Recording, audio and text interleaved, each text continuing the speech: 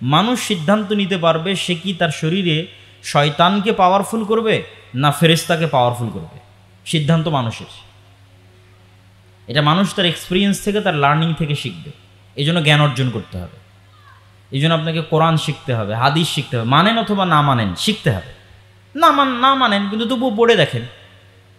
তখন জানলে মানার আগ্রহ তৈরি হবে, আপনি ডিসিশন নিতে পারবেন। ডিসিশন নিলে আপনি আপনার শরীরে ফেরেশতাকে পাওয়ারফুল করবেন না শয়তানকে পাওয়ারফুল করবেন, সিদ্ধান্ত নিতে পারবেন।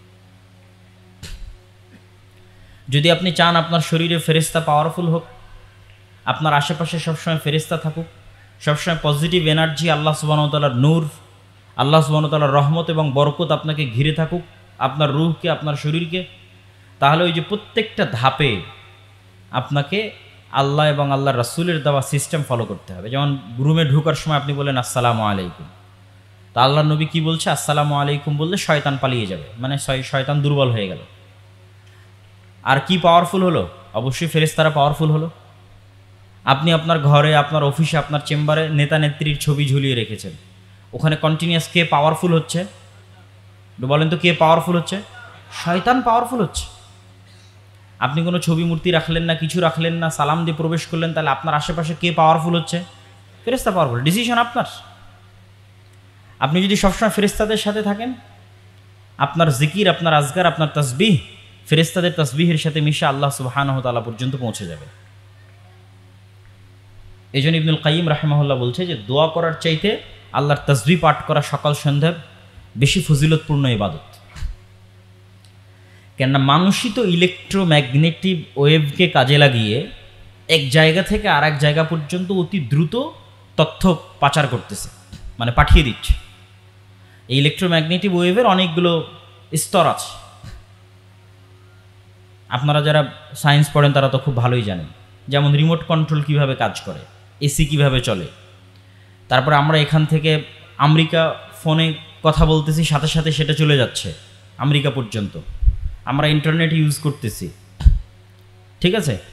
তারপরে এর চাইতেও আপার লেভেলের যখন ওটা লাইট আকারে দেখা যায়, তখন হচ্ছে যখন আমরা এক্সরে করি বা যখন ক্যান্সারের ক্ষেত্রে গামা রে করা হয়, তখন ওইটাই লাইট আকারে দৃশ্যমান হয়। আর যখন এসি ইউজ করতেছি, রিমোট ইউজ করতেছি, অথবা ফোনে কথা বলতেছি বা ইন্টারনেট চালাচ্ছি, তখন লাইট আকারে দেখা যায় না, কিন্তু আছে এবং আমরাই ট্রান্সফার করতেছি। তাহলে মানুষই পৃথিবীতে থাকা এমন একটা সিস্টেম আবিষ্কার করেছে, এটা মানুষ কাজে লাগাচ্ছে। সেখানে মানুষ কেমনে বিশ্বাস করে যে সে বলতেছে আর আল্লাহ শুনতেছে না, আল্লাহ পর্যন্ত পৌঁছতেছে না? কেমনে মানুষ বিশ্বাস করে? মানে তার কথাটা সাথে সাথে আল্লাহ পর্যন্ত পৌঁছতেছেন, এটা আপনি কেমনে এই যুগে বসে বিশ্বাস করতে পারেন, যেখানে আপনি ফোন ব্যবহার করে সাথে সাথে আমেরিকা পর্যন্ত আপনার আওয়াজ চলে যাচ্ছে ইলেকট্রোম্যাগনেটিক ওয়েভের মাধ্যমে? সেখানে আপনি কেমনে বিশ্বাস করতেছেন যে আপনি বলতেছেন সেটা আল্লাহ শুনতেছে না? কেমনে বিশ্বাস করতেছেন যে আপনি সুবহানাল্লাহ বলবেন, আলহামদুলিল্লাহ বলবেন, আল্লাহু আকবার বলবেন, সেটা আল্লাহ পর্যন্ত পৌঁছবে না, এখন সাথে সাথে পৌঁছবে না? এটা কেমনে বিশ্বাস করা যায়? অথচ আল্লাহ সুবহানাহু ওয়া তাআলা হচ্ছেন ওয়া হুয়া আলা কুল্লি শাইইন কাদির, তিনি আরো বেশি পাওয়ারফুল।